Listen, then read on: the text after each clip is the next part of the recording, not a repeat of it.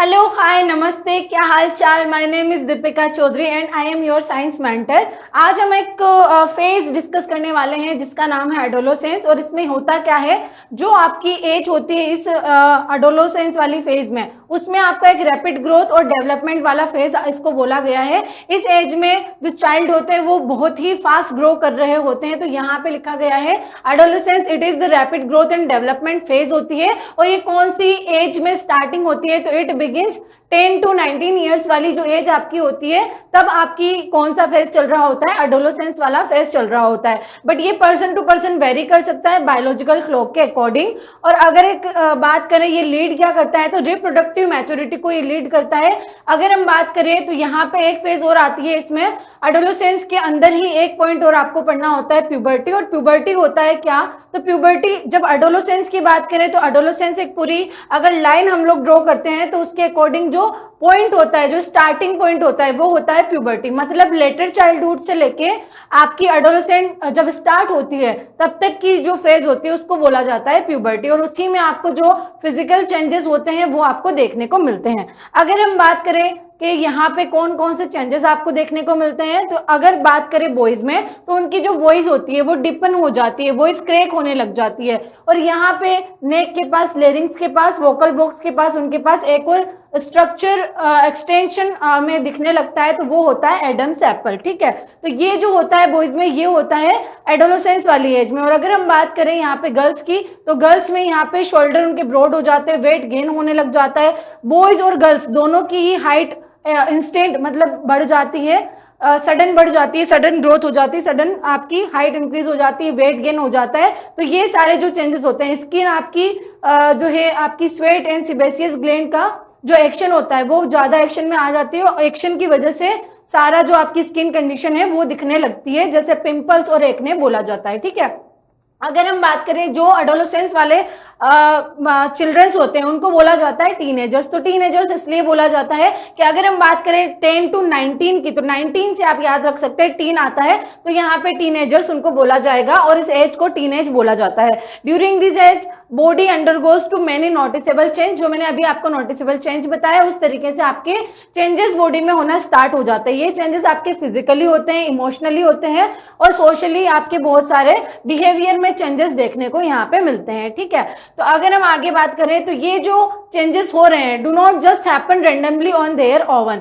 ये खुद से ही नहीं हो रहे हैं, इनको एक केमिकल सब्सटेंस लीड कर रहा होता है, ट्रिगर कर रहा होता है, वो होता है हॉर्मोन्स। हॉर्मोन्स इनको लीड कर रहे होते हैं। कैसे लीड करते हैं, कैसे करते हैं, हार्मोन का क्या मैकेनिज्म होता है, एक बार देख लेते हैं। अगर बात करें यहाँ पे हॉर्मोन्स की, तो हॉर्मोन्स को आप ऐसे मैसेज के थ्रू समझ सकते हैं। जैसे आप भेजते हैं ना मोबाइल में मैसेज सेंड करते हैं, ठीक है, तो वो जो मैसेज होते हैं आपके, वो होते हैं आपके क्या होते हैं, केमिकल मैसेज क्या होते हैं, हॉर्मोन्स होते हैं। अगर हम बात करें सेंड करने की, हम भी किसी को मैसेज शेयर कर रहे हैं तो यहाँ से भी मैसेज सेंड होगा, तो जिसके थ्रू सेंड हो रहा है, सेंड बाय ऑर्गन्स होता है। एक तरीके के ऑर्गन्स होते हैं जिनको क्या बोला जाता है, ग्लैंड्स बोला जाता है। और ग्लैंड्स आपकी कौन सी होती है, तो एंडोक्राइन ग्लैंड्स जो होती है उनके थ्रू सिक्रेट हो रहा होता है हार्मोन। एंडोक्राइन ग्लैंड क्या होती है ये अभी आगे समझाती हूँ, पहले यहाँ पे देख लेते हैं। जो हार्मोन्स आपके होते हैं वो क्या करते हैं, एवरीवेयर ट्रेवल करते हैं इन द ब्लड, सभी जगह ब्लड में ट्रेवल करेंगे। बट ये कहाँ पे फिक्स होंगे, ये जैसे एक लॉक में की फिक्स होती है उसी तरीके से सेल के साथ अपना जो है रिएक्शन दिखाते हैं। जैसे ही एक सेल के पास हार्मोन फिट हुआ चाबी की तरह लॉक में, की में, तो यहाँ पे आपका क्या हो जाता है, उसको एक्सेप्ट कर लेती है आपकी सेल। तो यहाँ पे अगर बात करें तो ये कैरिड बाय किसके थ्रू कैरी होते हैं, क्योंकि यहाँ पे एंडोक्राइन ग्लैंड क्या कर रही है, सिक्रेट करती है। तो डायरेक्ट वो ब्लड स्ट्रीम में सिक्रेट करती है। क्यों सिक्रेट करती है डायरेक्टली ब्लड स्ट्रीम में, तो जो आपकी एंडोक्राइन ग्लैंड होती है वो होती है आपकी डक्टलेस होती है, उसके अंदर कोई भी ट्यूब्स नहीं प्रेजेंट होती। तो कोई भी ट्यूब ना प्रेजेंट होने की वजह से वो डायरेक्ट ब्लड स्ट्रीम में क्या करती है, हार्मोन रिलीज करती है। तो कैरिड बाय क्या होता है, ब्लड स्ट्रीम। जैसे आपका नेटवर्क वर्क कर रहा होता है वैसे ही हमारे हॉर्मोन्स के लिए ब्लड स्ट्रीम जो होती है एज अ नेटवर्क काम कर रही होती है, एज अ नेटवर्क परफॉर्म कर रही होती है। अगर बात करें ये हमने तो मैसेज भेज दिया, अब रिसीव कहाँ होगा, तो रिसीव्ड बाय यहाँ पे मैंने आपको बताया कि ट्रेवल एवरीवेयर करते हैं, बट एक पर्टिकुलर साइट पे ही वो क्या करे जाते हैं, एक्सेप्ट किए जाते हैं। अगर मैं बात करूं कि मैंने किसी को मैसेज सेंड किया तो वो कहीं कहीं पे रिसीव भी हो रहा होगा, तो यहाँ पे अगर रिसीव्ड बाय में देखें तो ये टारगेट साइट्स में या फिर टारगेट सेल्स में क्या होते हैं, रिसीव होते हैं। क्योंकि टारगेट साइट में ही कैसे रिसीव होंगे, क्योंकि टारगेट साइट्स के पास मेल बॉक्सेस होते हैं। अब मेल बॉक्सेस क्या होते हैं, मेल बॉक्सेस को हम लोग बोलते हैं रिसेप्टर्स। रिसेप्टर होते हैं जिनका काम होता है रिसीव करने का, अपने अकॉर्डिंग हार्मोन देख के वो रिसीव कर लेते हैं। जैसे अगर मेरे पास मैसेज आया, अगर मुझे किसी का मैसेज नहीं देखना है ना, तो मैं उसको क्या कर दूंगी, इग्नोर कर दूंगी। वैसे ही वो सारी सेल्स के पास, सारे ब्लड में क्या आता है, हार्मोन्स ट्रेवल कर रहा होता है, बट जहां पे वो फिक्स होता है, फिट हो पाता है, वहीं पे क्या करती है सेल, उसको एक्सेप्ट करती है। अनदर अगर नहीं कर पाती है तो फिर क्या करती है, वो उसको रिजेक्ट कर देती है। अगर हम बात करें, जैसे ही हार्मोन आपका रिलीज होता है टारगेट सेल्स में, वहां पे चेंजेस आपके दिखने स्टार्ट हो जाते हैं। ठीक है, क्या क्या चेंजेस दिखना स्टार्ट हो जाते हैं, जो अभी मैंने आपको बताए थे। ठीक है, आगे अगर हम बात करें बेटा, तो यहाँ पे हार्मोन और टारगेट सेल्स किसकी तरह वर्क कर रही है, लॉक एंड की तरह वर्क कर रही है। मैंने बोला जिस लॉक में जो की फिट आएगी उसी से वो लॉक ओपन होगा, तो उसी तरीके से जिस हार्मोन के लिए जो सेल बेटर होगी वहां पे ही वो क्या करेगा, अपना एक्शन परफॉर्म करेगा। और अगर हम बात करें सेंड बाय ग्लैंड्स, जो सेंड हो रहे थे जिस ग्लैंड के थ्रू,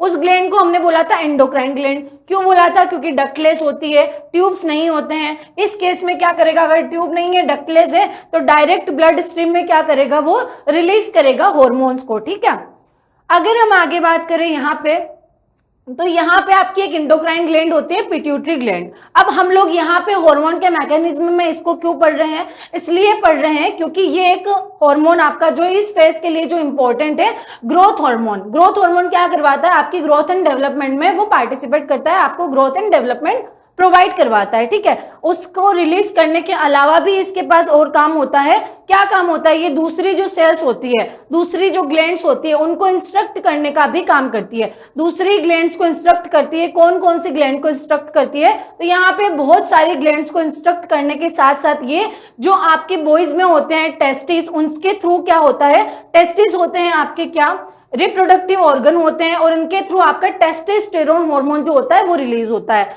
और ओवरीज क्या होती है, गर्ल्स के रिप्रोडक्टिव ऑर्गन्स होते हैं, और यहाँ पे आपका जो एस्ट्रोजन है वो उनसे रिलीज होता है। ठीक है, अब जो टेस्टिस और ओवरीज होते हैं, ये प्राइमरी रिप्रोडक्टिव ऑर्गन्स होते हैं जो बर्थ के टाइम पे विजिबल हो जाते हैं। ठीक है, अगर हम बात करें यहाँ पे पिट्यूटरी ग्लैंड की, तो ये क्या करती है, इन दोनों ऑर्गन्स को क्या करती है, ये इंस्ट्रक्ट प्रोवाइड करवाती है, इंस्ट्रक्शंस देती है कि now time to secrete testosterone and estrogens. ठीक है, और यहाँ पे ऑर्डर देती है, इस वजह से इसको क्या बोला जाता है, मास्टर ग्लैंड बोला जाता है। क्योंकि ये ऑर्डर दे रही है तो इसको क्या बोला जाता है, मास्टर ग्लैंड बोला जाता है।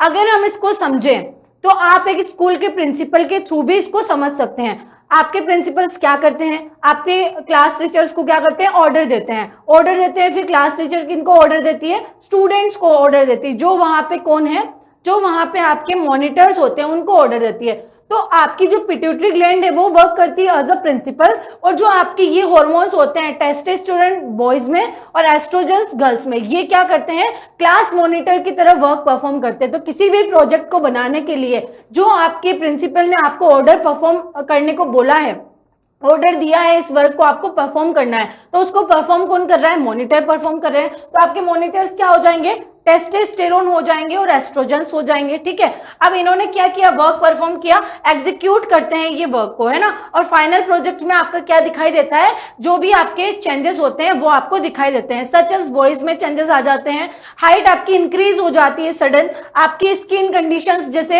एक्ने, पिंपल्स, ये वेरियस स्किन कंडीशंस होती है जो आपको ब्लैक हेड्स, व्हाइट हेड्स, ये सारे देखने को मिल जाते हैं। इसके अलावा भी बहुत सारे चेंजेस होते हैं, आपके जो इमोशनल चेंजेस होते हैं उनमें आपको मूड स्विंग्स होने लगते हैं, इस एज में कुछ ज्यादा होते हैं गाइज। ठीक है, और इसके अलावा स्ट्रॉन्ग इमोशंस आपके दिखने लगते हैं। इसके अलावा क्या होता है, आपकी जो बॉडी होती है वो बहुत सारे ऐसे ऑर्गन्स अपने जो रिप्रोडक्टिव ऑर्गन्स होते हैं उनको मैच्योर करने लगती है, और आपकी ये जो एडोलेसेंस वाली एज होती है ये क्या लीड करती है, रिप्रोडक्टिव मैच्योरिटी को दिखाती है। तो इस वजह से इस एज की जितने भी स्टूडेंट्स हैं, जितने भी आपके पर्सन्स होते हैं, उनमें आपको एक रैपिड ग्रोथ एंड डेवलपमेंट देखने को मिलेगा 10 to 19 ईयर्स के जो भी बच्चे होंगे, जो भी चिल्ड्रंस होंगे उनमें।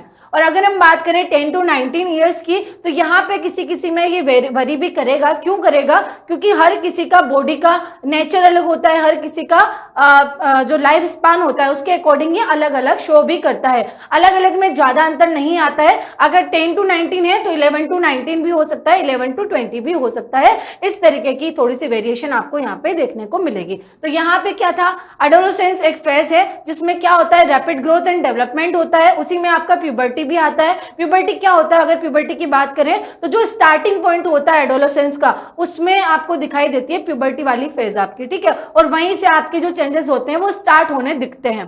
कौन कौन से चेंजेस, तो ये सभी चेंजेस। और इनको लीड कौन करता है, ट्रिगर कौन करता है इस एज में, तो ट्रिगरेबल पॉइंट होता है आपका हार्मोन, जो आपके होते हैं केमिकल सब्सटेंस, ठीक है। तो आज की पॉइंट को यहीं तक रखते हैं। आपको समझ में आया होगा, आई होप। अगर समझ में आया हो तो मुझे टाइगर वाले इमोजीज लगा के एक बार बता दीजिएगा कि आपको क्लियर है, ठीक है।